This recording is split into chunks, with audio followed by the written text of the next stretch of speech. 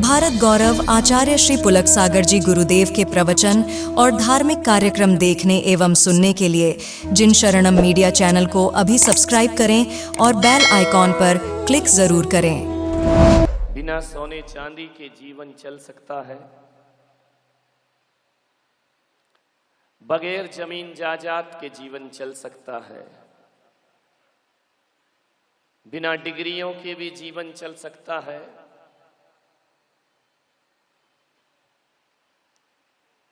बिना उपलब्धियों के भी जीवन चल सकता है। बस आपसे जो मैं कह रहा हूं कि एक जीवन के लिए बहुत जरूरी चीज है, वह है आहार, वह है भोजन। कितनी भी बड़ी 80 लाख की कार में कोई घूमता हो, कितनी भी सुरक्षा उसके साथ लगी हो, कितने भी हीरे मोती के आभूषण पहनता हो, कितने भी कीमती वस्त्र धारण करता हो, अरे चाहे ग्रस्त हो या सन्यासी हो, अमीर हो या गरीब हो, रिलायंस बंधु हो, टाटा बिरला हो, एक बात याद रखना, इन सब के पास गाड़ी, मोटर, कार, बंगला तो महंगा हो सकता है, इन सब के पास अपार दौलत का ढेर हो सकता है, लेकिन एक गरीब हो या अमीर हो, एक बात स्मरण में रखिए, खाना तो गेहूं पड़ता है, आटे की रोटी पड़ती है और पीना पानी ही पड़ता है। खाएगा तो वही 50-60 रुपए किलो का आटे का रेट क्या है भाई? 20 रुपए किलो, 30 रुपए किलो। भाई मेरे तो कुछ लफड़ा ही नहीं है, नहीं तो तुम बोलो आटे दाल का भाव नहीं मालूम, मुझे काहे का भाव मालूम? 20 रुपए 30 रुपए किलो का आटा ही खाएगा। अमीर के घर में भी इतना ही रुपए किलो का आटा मिलेगा, ज्यादा से ज्यादा 40 रुपए किलो का मिलेगा। इससे ज्यादा महंगा आटा तो किसी के घर में ना हो। जब प्यास लगेगी तो आदमी पानी पिएगा, भूख लगेगी तो आदमी रोटी खाएगा। और एक बात स्मरण में रखना, कितने भी शरबतों के गिलास भरे रहें, लेकिन जब प्यास लगती है तो हमारी निगाहें मीठे मीठे शरबत पे नहीं जाती, हमारी निगाहें जूस पर नहीं जाती, हमारी निगाहें तो पानी पर जाती हैं। क्योंकि नियम है कि प्यास पानी से बुझती है और भूख रोटी से मिटती है। कितना भी बाहर खा लेना, होटलों में खा लेना, कहीं भी भोजन कर लेना, लेकिन जो संतुष्टि घर के भोजन में मिला करती है वो दुनिया में कहीं भी प्राप्त नहीं हुआ करती है। माँ के हाथ की बनी हुई 2 रोटी और चटनी बड़ी स्वादिष्ट हुआ करती है, बड़ी पौष्टिक हुआ करती है। तो कितना भी बड़ा आदमी हो, खाएगा आटा, पिएगा पानी, इसके अलावा और कुछ जीवन के आधार नहीं हो सकते हैं। मानिए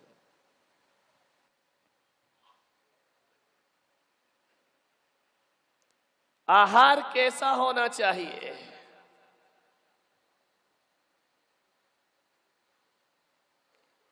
आयुर्वेद कहता है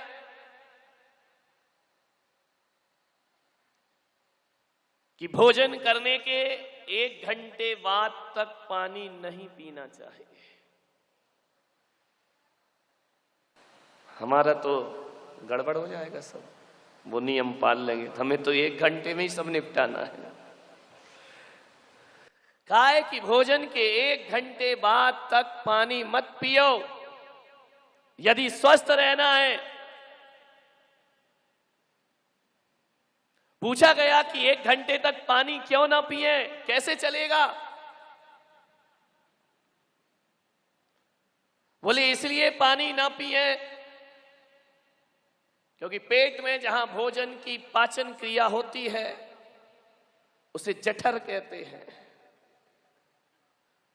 और उस जठर में एक अग्नि जलती है जिसे जठराग्नि कहते हैं। भोजन जब बनता है रसोई में तब भी आग में पकता है, लेकिन वो अभी पूरा पका नहीं है। हकीकत में तो भोजन आग में पकने के बाद पेट के भीतर जो जठराग्नि है वहां जाकर के भोजन का फिर से पाचन होता है, फिर से उस भोजन को उस अग्नि में पचाया जाता है। और जो लोग भोजन के बाद पानी पी लेते हैं तुरंत, तो कहते हैं पानी और आग का बैर हुआ करता है, आग को पानी बुझा दिया करता है। यदि पानी को आप पी लेंगे तो वह जठराग्नि को शांत कर देगा, और जठराग्नि यदि ठंडी पड़ गई तो भोजन पड़ा पड़ा सड़ता रहेगा, वह पाचन क्रिया नहीं हो पाएगी। इसलिए जिन लोगों को निरोग रहना है, ऐसा आयुर्वेद शास्त्र में देख रहा था, उसमें लिखा कि पानी कभी भी भोजन के तुरंत बाद नहीं पीना चाहिए। यदि आपको स्वस्थ रहना है, यदि आप इस प्रक्रिया से चलेंगे तो शायद आपको डॉक्टर के पास जाने की जरूरत ना पड़ेगी। दूसरा नियम उसने बताया, बड़ा मजा आ रहा था मुझे पढ़ने में, कि पानी 1 घंटे बाद जब आप पिए तो ठंडा पानी नहीं पिए। ठंडे से मतलब उबलता हुआ नहीं, गरम किया हुआ ठंडा पानी पिए। कहने का मतलब कच्चा पानी ना पिए। अब आप बोलिए, भगवान महावीर भी अपने साधकों के लिए कहकर गए कि कच्चे पानी का जीवन में उपयोग नहीं करना चाहिए, पानी छान करके और उबाल करके फिर ठंडा हो जाए, फिर उस पानी को आप पीजिए, आपको कभी बीमारी नहीं आएगी। तीसरा नियम बताया कि पानी जब भी पिए तो ऐसा गट गट करके ना पिए।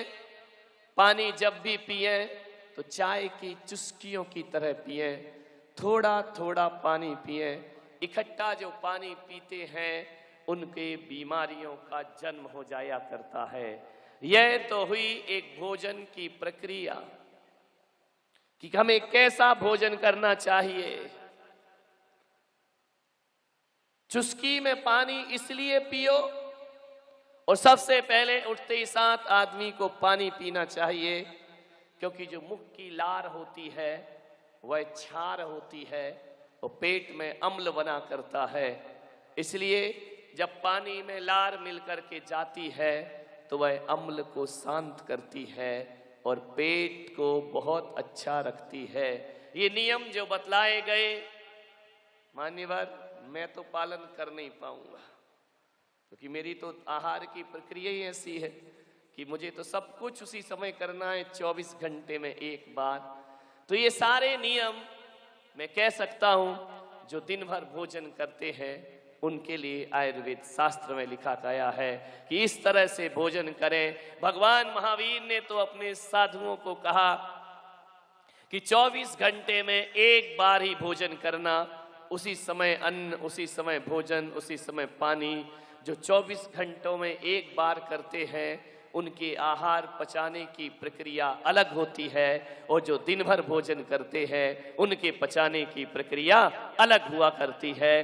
दोनों के सिस्टम अलग हैं, लेकिन मैं आपसे यही निवेदन करूंगा, भोजन यदि इस क्रम से लिया जाएगा, आपके जीवन में कहा है, आयुर्वेद शास्त्र में कहा है, उसके घर में कभी वैद्य नहीं आते, हकीम नहीं आते, डॉक्टर नहीं आया करते हैं। आप स्वस्थ भोजन करिए, आप शुद्ध भोजन करिए, आप शाकाहारी भोजन करिए।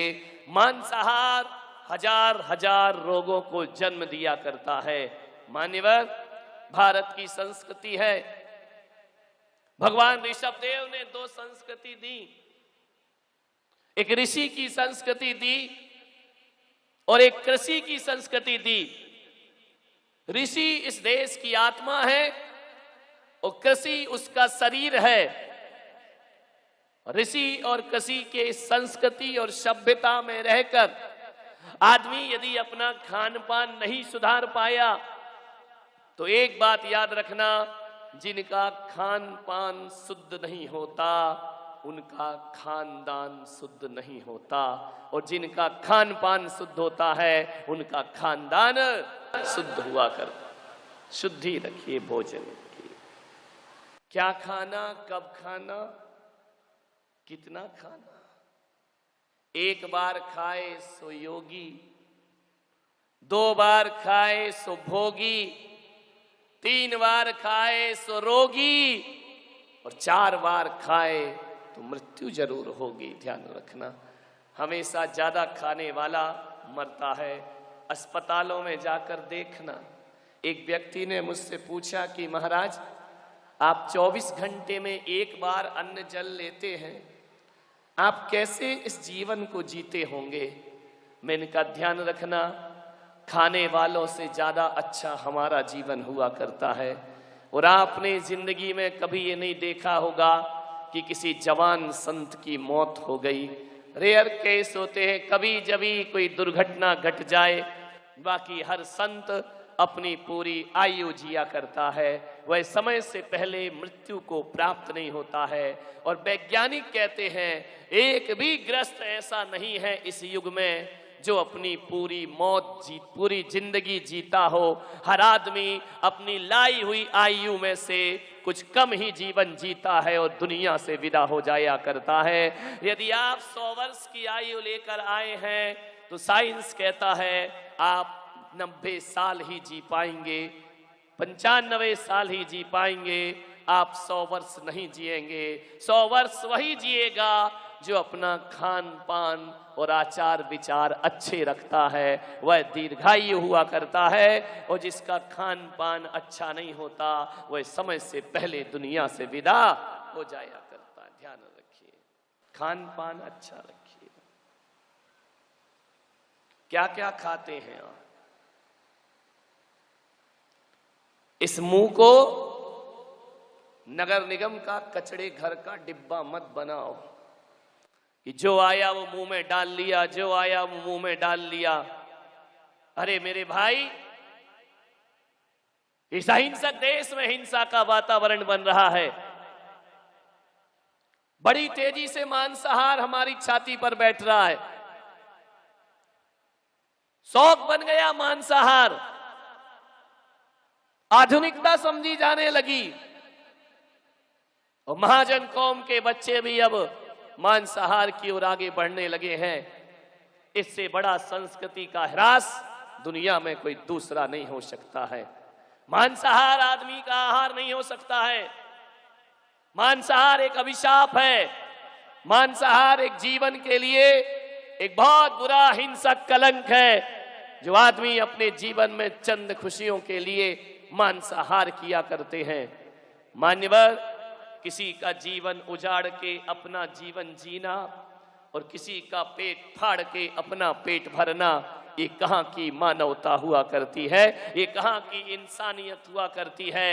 हम तो उस देश के लोग जहां जियो और जीने दो के नारे दिए जाते हैं, वहां पर हिंसा का तांडव नृत्य हो रहा है।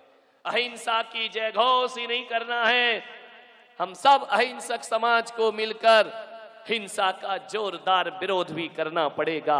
हिंसा के खिलाफ एक जंग लड़ना होगी, हिंसा के खिलाफ एक लड़ाई लड़ना होगी।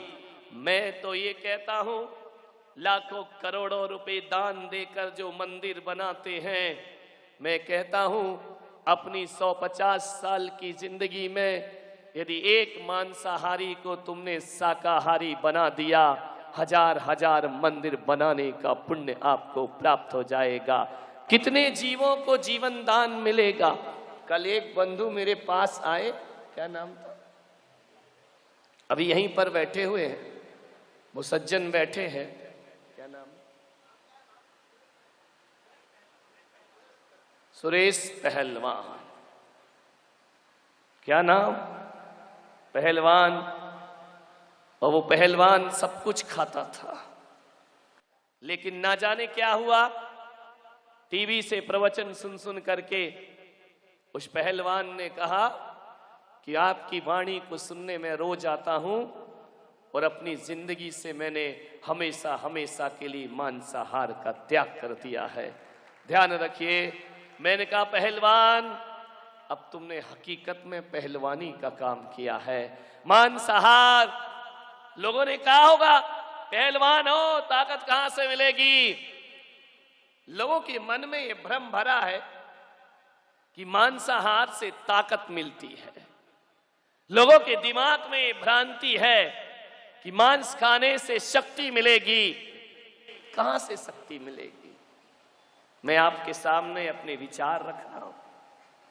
यदि मांस में ताकत होती, प्रकृति ने कुछ प्राणी मांसाहारी बनाए हैं, कुछ शाकाहारी बनाए हैं, लेकिन मनुष्य को संपूर्ण रूप से शाकाहारी बनाया है।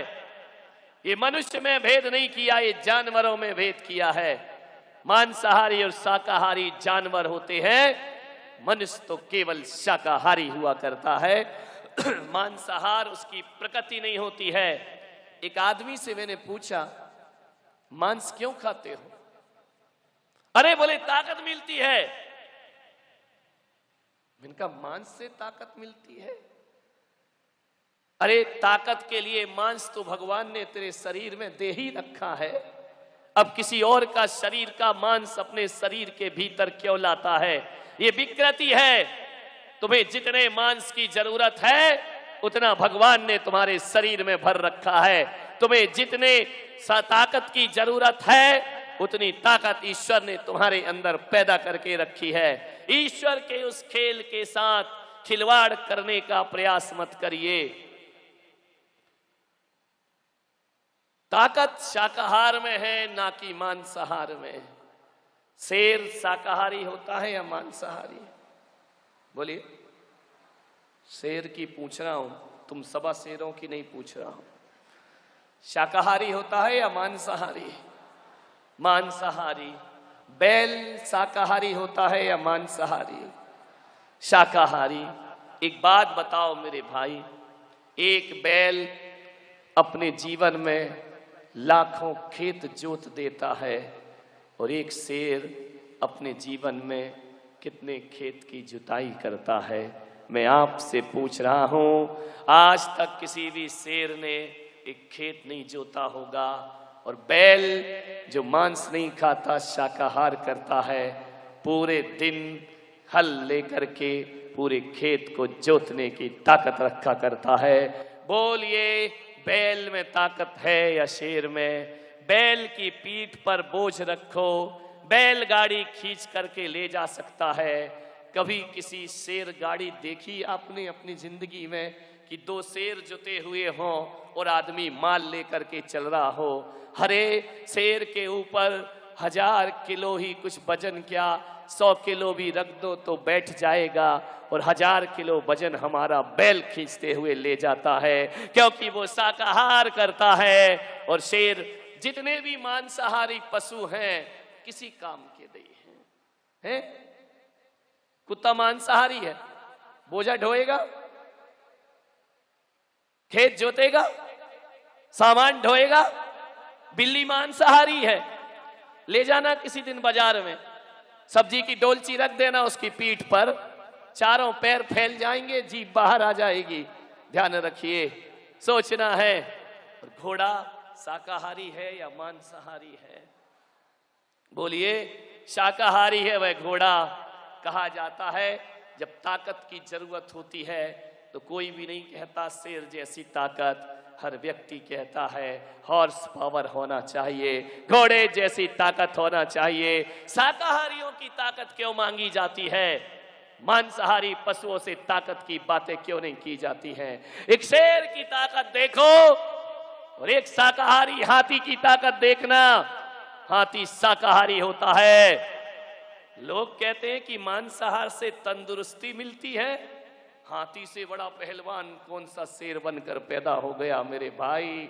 अरे शेर जैसे लोग भी, शेर जैसे जानवर भी जब हाथी पर अटैक करते हैं तो सामने से नहीं करते, पीछे से किया करते हैं। इसका मतलब मांसाहार कायरता सौंपा करता है और शाकाहार वीरता सौंपा करता है। हाथी सामने जाए तो शेर घबरा जाया करता है। ध्यान रखिए, ये ताकत है शाकाहार की। मुझे समझ नहीं आता कि मांसाहारी लोग शाकाहारी पशु का ही मांस खाते हैं, मांसाहारी का कोई नहीं खाता है। विचार करना, हर मांसाहारी शाकाहारी पशु को मारकर खाएगा, बकरी खाएगा, भेड़ खाएगा, गाय का मांस खाते हैं लोग, भैंस का मांस खाते हैं लोग। अब आप बताइए, जिन जिन का मांसाहारी मांस खाते हैं वो सारे पशु शाकाहारी हुआ करते हैं, क्योंकि शाकाहार में ही ताकत है, शाकाहार में ही जीवन है। आज तक किसी ने शेर का मांस नहीं खाया होगा। है कोई मांसाहारी दुनिया में जो शेर का मांस भक्षण करता हो? हर कोई शाकाहारी पशुओं का मांस भक्षण करते हैं। मान्यवर, कोई ताकत नहीं है मांसाहार में। ये तो जानवर के उदाहरण थे, और इंसानों के रूप में यदि देखो तो जैन मुनि को देखना, दिगंबर मुनि को देखना। 24 घंटे में एक बार भोजन और एक बार पानी। बीमार भी हो जाएं तो दवाएं भी उसी समय चलेंगी। 24 घंटे तक कुछ लेते नहीं हैं, मुंह में पानी की बूंद नहीं डालते हैं। मृत्यु का क्षण भी आ जाए तो एक टाइम भोजन की प्रतिज्ञा को कभी भंग नहीं किया करते हैं। अब आप सोचिए, 24 घंटे में एक बार दिगंबर मुनि पानी और अन्न लेता है, और वह भी शुद्ध शाकाहार लेता है। शाकाहार ही नहीं, शुद्ध शाकाहार, जिसकी भोजनशाला में कभी आलू, प्याज और लहसुन जैसी चीजें भी नहीं आया करती हैं। अब आप बताइए, किसी मांसाहारी को बुला लाना मेरे सामने, और मैं शाकाहारी साधु, और एक मांसाहारी को खड़े कर देना और उससे बोलना कि चल महाराज के साथ, मैं 35 किलोमीटर चलने की ताकत रखता हूं, लेकिन मांसाहारी 5 किलोमीटर में ढेर हो जाएगा, सांस फूल जाएंगी। अरे 10 सीढ़ी चढ़ नहीं पाता और सीना ऐसा चलता है जैसे लोहार की धोकनी चल रही हो। ये मांसाहार की ताकत है। विचार करिए, 30 किलोमीटर 40 किलोमीटर पैदल चलता है जैन संत शाकाहार के दम पर। और अच्छे अच्छे मांसाहारियों से कहूंगा, अपने शरीर का एक रोम खींच कर दिखाना। ये शाकाहारी 4 महीने में बालों को उखाड़ करके फेंक दिया करते हैं। कहां से आती है ये ताकत? उस्तरे का प्रयोग नहीं करते, कैंची का प्रयोग नहीं करते, छुरे का प्रयोग नहीं करते, बाल बड़े होते ही हाथों से उखाड़ के फेंक दिया करते हैं। 24 घंटे में शाकाहार एक बार भी किया जाए तो 23 घंटे हमें ताकत और एनर्जी प्रदान किया करता है। एक बात सोचें, किस में ताकत ज्यादा है? शाकाहार में ताकत है। मान्यवर, खान पान पर ध्यान दो। लोग कहते हैं कि शाकाहार में स्वाद होता है, मांसाहार में स्वाद होता है। कोई स्वाद नहीं होता मांसाहार में। एक शाकाहारी सब्जी बनाना, लौकी बनाना, तोरई बनाना, कितना मिर्च मसाला लगेगा, एक एक चम्मच लगेगा। और एक मांस बनाना कितना मिर्च मसाला लगता है। अरे जिसमें 100 लोगों की सब्जी बन जाए, वहां अकेले एक मांसाहारी का भोजन बनता है। अकेला उसमें लगता है उतना मिर्च मसाला। आप विचार करिए, मिर्च मसाला मांसाहार में ज्यादा क्यों लगता है? क्योंकि मांस में स्वाद नहीं होता है, स्वाद तो शाकाहार में हुआ करता है। धनिया है, मिर्च है, गरम मसाला है, घी है, ये सब शाकाहारी हुआ करते हैं। और जब तक मांसाहार में शाकाहार ना डाला जाए, उस मांस में कोई स्वाद। इसका मतलब है खाता मांस है, लेकिन स्वाद तो शाकाहार का लिया करता है, जायका तो शाकाहार से आता है। कौन कहता है कि मांस स्वादिष्ट होता है? मान्यवर कहते हैं उसका रंग, उसकी सुगंध। मांसाहार में कोई रंग और कोई सुगंध नहीं।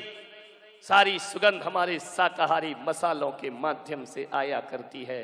अब आप बताइए मेरे भाई, जब आप बीमार हो जाते हैं तो डॉक्टर हल्का भोजन करने को बोलता है या मांसाहार करने को बोलता है? बोलिए, बड़े से बड़े मांसाहारी को भी डॉक्टर कहता है तेरा पाचन तंत्र बिगड़ चुका है, खिचड़ी खाना और दलिया खाना, हल्की सी खिचड़ी लेना वरना तेरी बीमारी जाएगी नहीं। विचार करिए, यदि मांसाहार से स्वास्थ्य मिलता तो डॉक्टर मांसाहार क्यों नहीं लिखता है? क्यों वह शाकाहार में भी हल्का भोजन कहता है? इसका मतलब मांस को पचाने में शरीर में आंतों में ताकत ज्यादा चाहिए और दलिया पचाने में ताकत नहीं होती, तो भी आंतें उसे पचा दिया करती। विचार करिए आप, ऐसी कौन सी बात है जिससे आदमी जीवन में मांसाहार किया करता है? कौन सा लाभ है? आज जितनी बीमारियां पशुओं को होती हैं, मांस के साथ साथ उनकी बीमारियां भी तुम्हारे पेट में जाती हैं। और एक बात याद रखना, आज अस्पताल में जाकर देख लेना, अस्पताल कोई ज्यादा दूर नहीं, सामने ही बनी हुई हो, एक पेन और कागज लेकर जाना, तो देखना शाकाहारी मरीज ज्यादा है या मांसाहारी मरीज ज्यादा है। आप जाकर के देखना, यदि 10% शाकाहारी बीमार पड़े हैं तो 90% मांसाहारी लोग अस्पतालों में पड़े हुए हैं। ध्यान रखना, ना मांसाहार स्वास्थ्य देता है, ना मांसाहार स्वाद देता है, ना मांसाहार सुगंध देता है, ना मांसाहार ताकत देता है। और एक बात याद रखना, जितने में 1 किलो मांस आता है उतने में हमारे यहाँ 4 किलो सब्जियां आ जाया करती हैं, हरी सब्जियां। मेरे भाई, कितने लोग हरी सब्जी में बैठ करके एक साथ मिल बैठ कर खा सकते हैं? महंगा पड़ता है ये मांसाहार, सस्ता होता है शाकाहार, स्वास्थ्यवर्धक होता है शाकाहार। फिर क्यों आदमी खाता है इन्हें?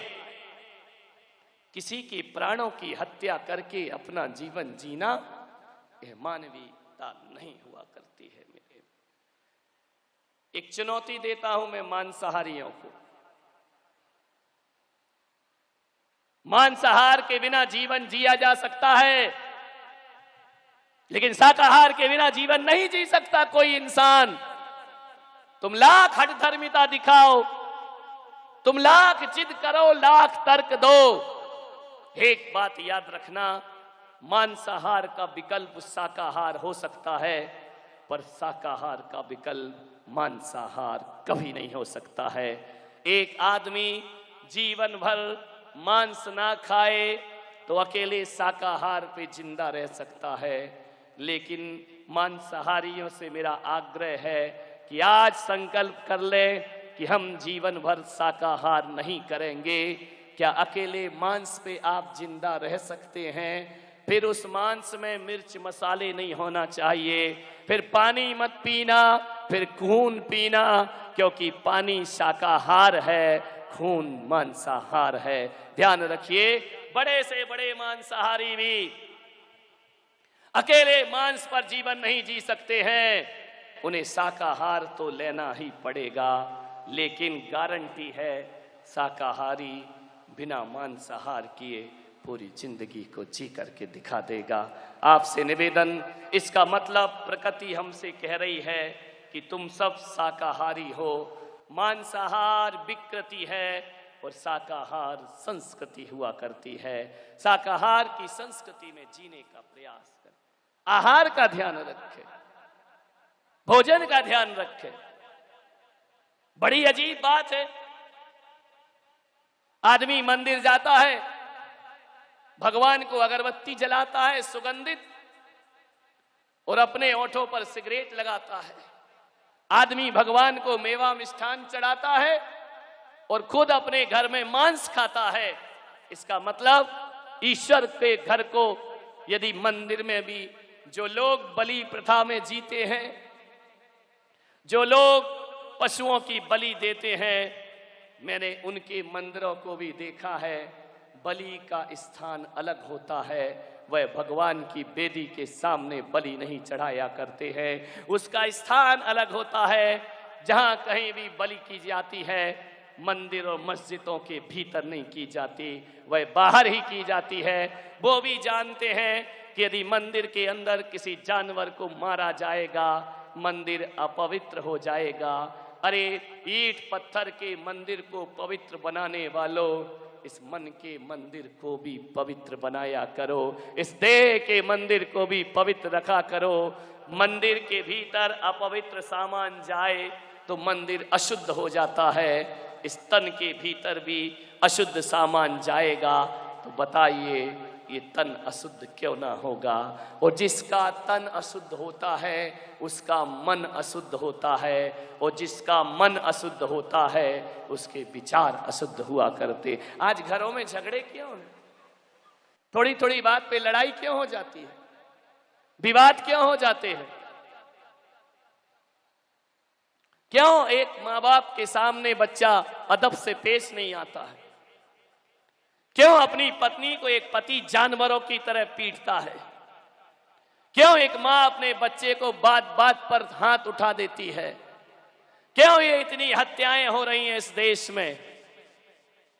आए दिन हत्या होती है, बलात्कार होता है, सड़कों पर खुलेआम बलात्कार हो रहे हैं। ये इंसान की प्रवृत्ति है? ये तो जानवर की प्रवृत्ति है। ध्यान रखिए, इसका मतलब है कि पशु का मांस खा खा कर आदमी अब आदमी नहीं रह गया, वह भी पशुओं जैसा जीवन जीने लगा। वह कहीं भी अपनी काम की पूर्ति कर लेता है, पशुओं की तरह आवेश में आ जाता है, तो पशुओं की तरह वह आपस में लड़ता है, मरता है, झगड़ता है। जैसे पशु अपने रिश्ते नाते नहीं समझते। ध्यान रखना, पशु जन्म तो लेते हैं माँ बाप से, लेकिन वो जानते नहीं हैं कि माँ बाप के रिश्ते कैसे हुआ करते हैं। आज बलात्कार हो रहे हैं। कल अखबार में मैंने पढ़ा, एक पिता और एक भाई ने अपनी घर की सगी बेटी से बलात्कार करते हैं। विचार करिए, आपके ग्वालियर की घटना है, पिता भी और भाई भी। ये कैसी प्रवृत्ति है? ये कैसा जीवन आ गया है? घोर अंधकार। वह बच्ची बरसों से सहन कर रही है, करते करते वह एक दिन थाने तक पहुंच गई और केस बनवा दिया उसने। ये कैसी हैवानियत है? एक बाप बेटी से बलात्कार करता है, एक भाई बहन से बलात्कार करता है। मैंने पूछा कि पता करो जरा, ये शाकाहारी लोग हैं या मांसाहारी? पता चला कि शराब पीते हैं और मांस खाते हैं। अरे जो मांस खाएगा वो इंसान नहीं, वो पशु के स्तर से भी नीचे गिर जाएगा। ध्यान, जैसे जानवरों के रिश्ते नाते नहीं होते, वैसे ही मांसाहारी अपने रिश्तों की हत्या अपने हाथों से कर दिया करता है, पवित्रताएं नष्ट हो जाया करती हैं। मान्यवर, ये जो तामसिक भोजन हमारे जीवन को तामसिक बना रहा है, बात बात पर आवेश आता है, क्रोध में चला जाता है आदमी, भोजन शुद्ध नहीं है उसका। ध्यान